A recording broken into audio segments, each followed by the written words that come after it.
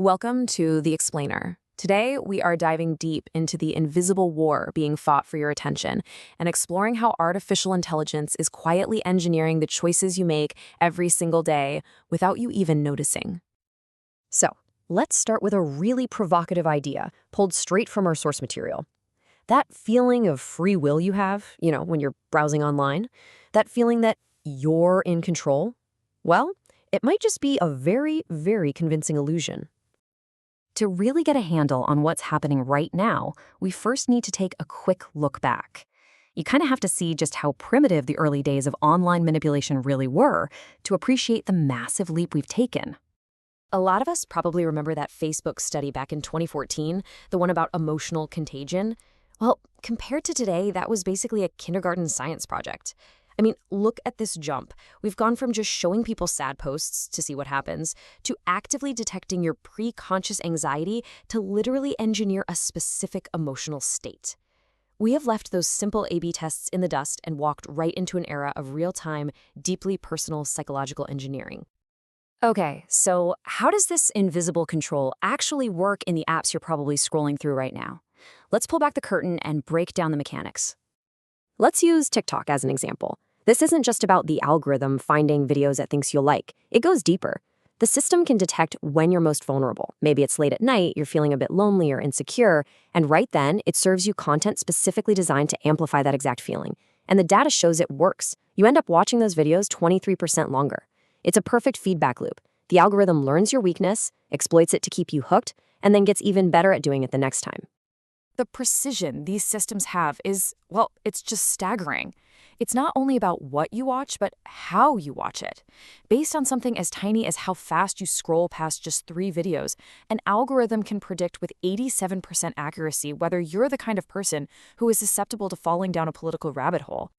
And of course, this predictive power gets used. On a platform like YouTube, the algorithms have learned the precise psychological moment a person is most open to radicalization. It's often late at night, when you're deep in a binge-watching session. By gently introducing more extreme content right at that moment, they can boost engagement by a whopping 340%. And make no mistake, this strategy isn't just for social media. It is absolutely everywhere. Spotify learns which song progressions make you feel nostalgic, putting you in the perfect mood to buy something. Amazon can track tiny micro-expressions through your device's camera to see when you're most vulnerable to making a purchase.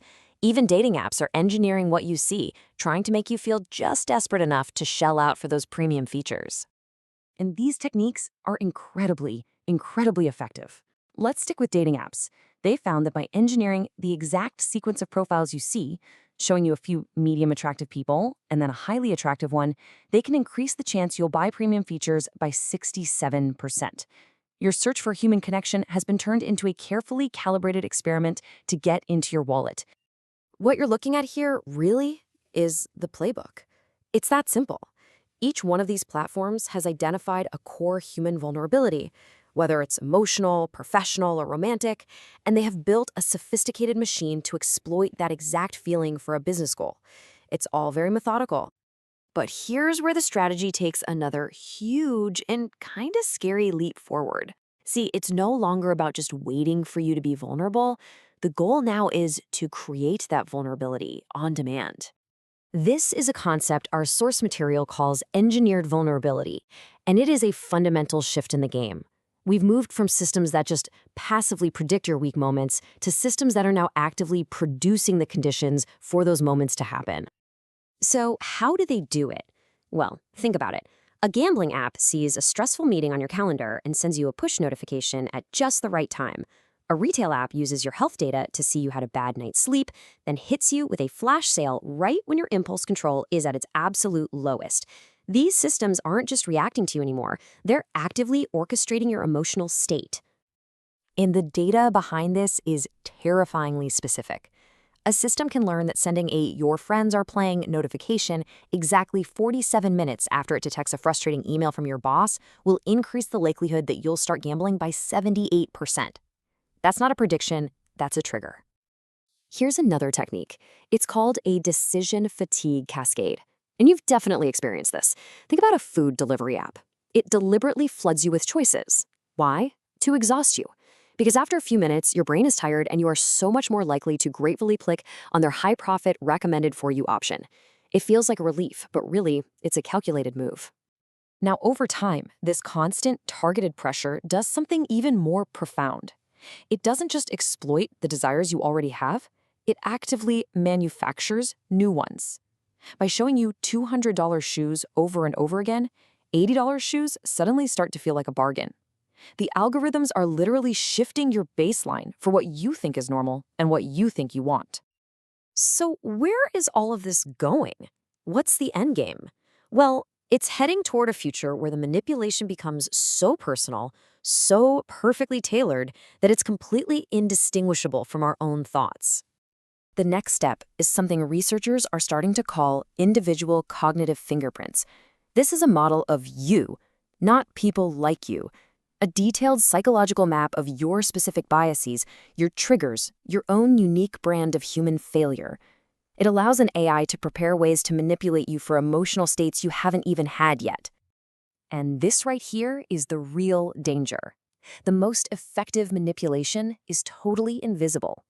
It works because it amplifies impulses that feel like they're genuinely yours.